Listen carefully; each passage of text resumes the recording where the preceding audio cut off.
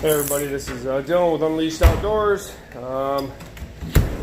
Figured I'd take a little video today of something that I ran across. So this is the first time that I got lazy over the weekend.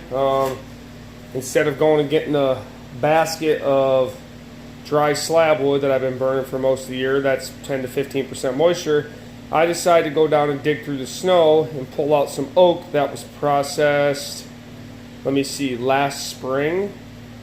So give or take 10 months. It's been sitting out in the open. It was in just a big pile covered with snow, but other than that, it had been out for most of the year, semi-drying, but the splits are pretty big. You know, see my hand, 8 to 10 inch splits. A lot of the stuff, we ran it through a processor. Anyways, I just went down and filled this basket half full in the pinch before the bad weather came in. And what a difference running wet wood compared to dry wood. I took a bunch of big splits like that.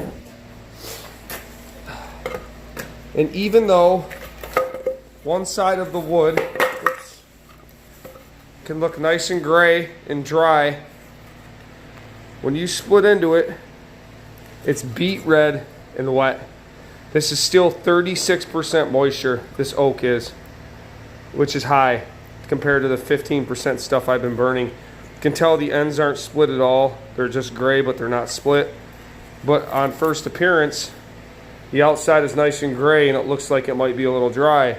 So as you can see, what I did is I resplit. Here's another good example. See how nice and gray that looks? Then you turn to the inside and it's just beet red. And if you really look close at the ends, you're gonna see that there's no cracking yet, which means it really hasn't dried out that much. This is red oak. I mean, this piece of wood right here weighs probably 6 to 7 pounds. It's still heavy as hell. I tested a few pieces of this and it ranges anywhere from 33 to 36% moisture. So still very wet. And so what I had to do is I went back and resplit all this down to smaller sizes. If you try to stick, I think this pile right here was maybe 3 big splits. If that was actually down to 15 to 20% moisture, I probably could have burned them as is.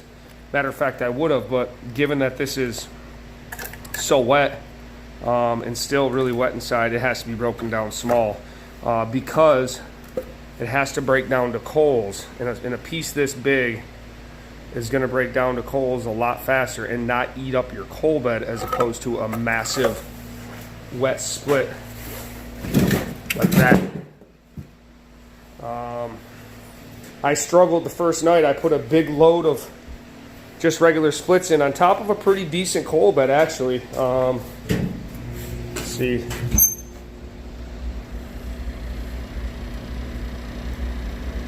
I had a coal bed, a pretty nice coal bed, and I still struggled to keep a fire going. It went out on me last night. My wife had to go out and throw a cardboard box on top of it. Nothing that cooled down the house or anything like that. I mean, as soon as I got the alarm on my phone that my boiler temp was down to, I think, 130 or something like that, I knew right away what it was from. And so, I mean, yeah, I had a good coal bed like that last night, and still the big pieces went out. So I'll split this stuff down all small. It's not the end of the world. I'm going to load it real quick and I'll show you how much wood it is. It's not that much wood. It's just broken down small. And that's the way that you really should be splitting this wood down if it's wet. A lot of people think just because it's gray on the outside that that it's good to burn and it's dry and seasoned, and that's not the case, especially if you're burning dense hardwoods like white or red oak. I guarantee you, if you crack those pieces open like I just did again, okay, take one off the pile that looks gray, crack it open again like that, and take a moisture reading that it's much higher than you think. I sat here and listened to water just sizzle out of these pieces I put in last night. Now, it made it through, but it's not preferred, and to my opinion, it's a waste of wood, but we're gonna burn this up and go back to dry seasoned wood. Anyways, just a little tidbit I thought I'd share. All right, here's my load of wet wood. I put a couple extra pieces, blocks on top that weren't as big, still covered in ice. This is not desirable, folks. This is not good. I would not recommend this. If you do this long term, you're going to have a creosote nightmare here in your stove, your door frames. This is not recommended. This is not recommended for the 5th time. Everyone in any kind of wood burning stove should try to be burning dry seasoned wood. This wood was what I say earlier. I think 32 to 36% moisture.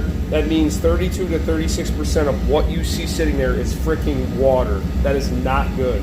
And it's going to take a lot of small splits on the bottom to keep that coal bed going in order to break down all these bigger wet pieces on top. It's all wet. Some of it's just broken down much, much smaller. This stuff through here has to be broken down that small so it can break down the coals faster. Otherwise, what happens is that wet wood, because all the water content, burns up your coal bed, and what you'll have left is just a big charred pile of wood on top with no coals, and it won't relight. And that goes for any stove. Wet wood, I don't recommend it. It's not efficient. Some stoves will handle it. This stove will handle it. I just hit my reload button again. If anybody wants to know, keep it going, keep the smoke out of my face. But and again, this is not recommended. Nobody should be burning wet wood. It's a fucking waste. But I was in a pinch. I got lazy, and that's what happens. Now I'm almost out. I'm gonna hand split down these few pieces, and I'm gonna go get another basket of dry wood because this shit sucks. I see an instant difference. So any of you people that are out there that are burning wetter wood like this, do yourself a favor and get some nice season to your wood. Take some wood, set it aside, season it nice, and run it in your stove, especially a gasser. You will see an instantaneous difference. So anyways, this is Dylan, Crown Royal Stoves.